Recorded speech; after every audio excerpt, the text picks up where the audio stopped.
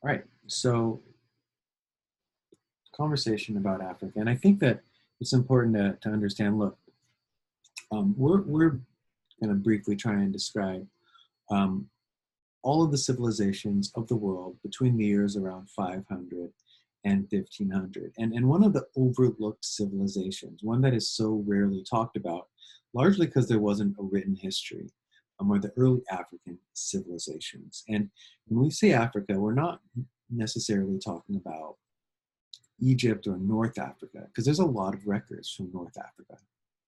But instead, we're going to be talking about the areas of West Africa. We're going to be talking about the areas of East and South Africa. Okay.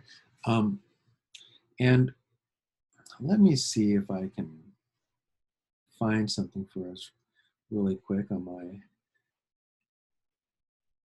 Chrome. Map of Africa. Something to keep in mind when we look at Africa. I'm going to pull this map. I like this one. Is that this area right here is the Sahara Desert. The Sahara Desert is the largest desert in the world. And although records suggest that tens of thousands of years ago, this was a forested land and that climate change had over 10,000 years turned it into a huge desert. This was a desert in the period that we're talking about. And this area of the Sahara Desert is as big as the continental United States. So the United States minus Alaska minus Hawaii can fit in this area.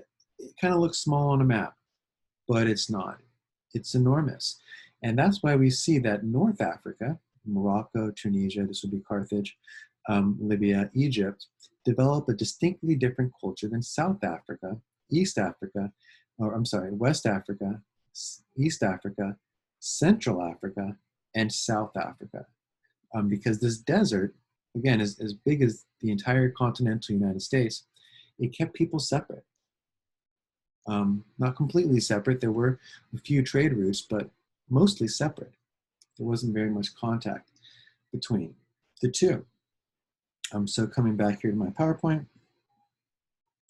three of the early civilizations that we know about were in West Africa. Of course, here's our Sahara Desert. That's Spain right there. And we have Ghana, Mali, it's purple here, and the last would be Songhai.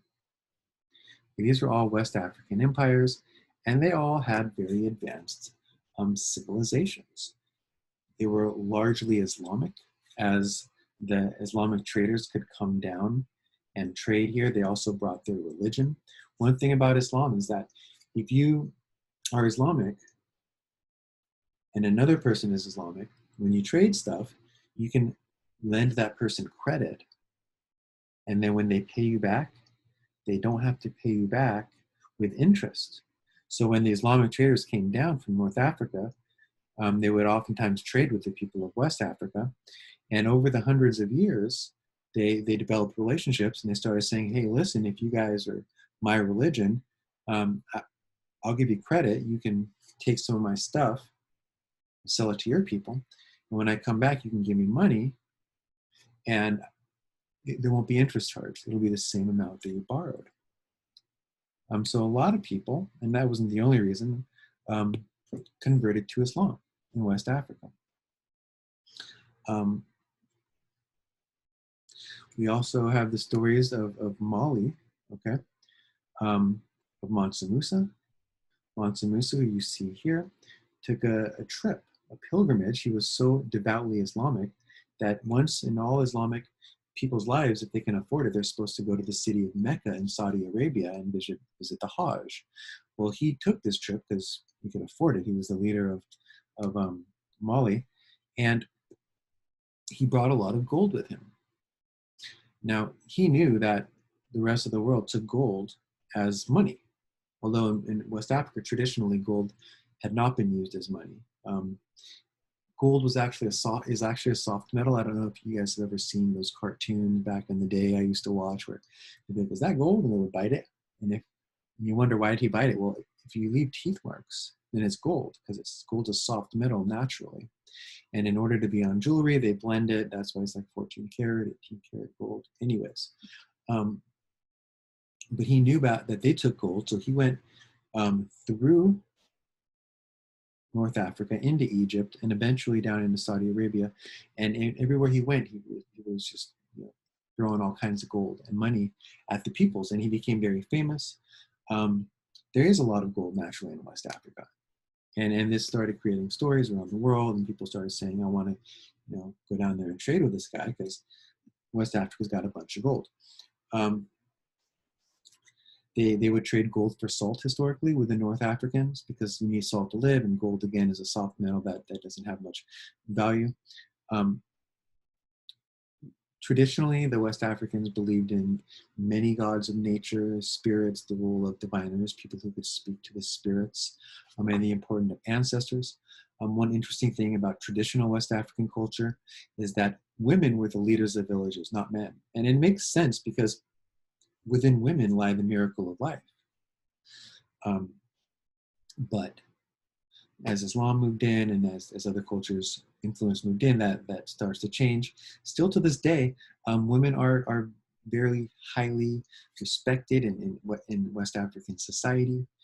There are West African societies where women make up equal percentage of government legislatures. Traditionally, and to this day, women just haven't been held down in Africa the way that they arguably have been held down in other areas, Europe at least.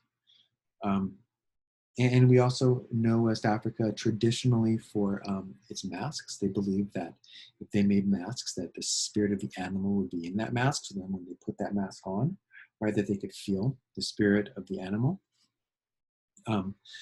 Wood carvings, sculptures, drums. Okay, drums were traditional, historic Africa. They were made in Africa. And then they were brought to the rest of the world from Africa. So we do have these great cultural achievements of ancient Africa, and then moving into the period we're studying, the great empires, great Islamic empires of Ghana, Mali, and Songhai, and of course the great Mansa Musa.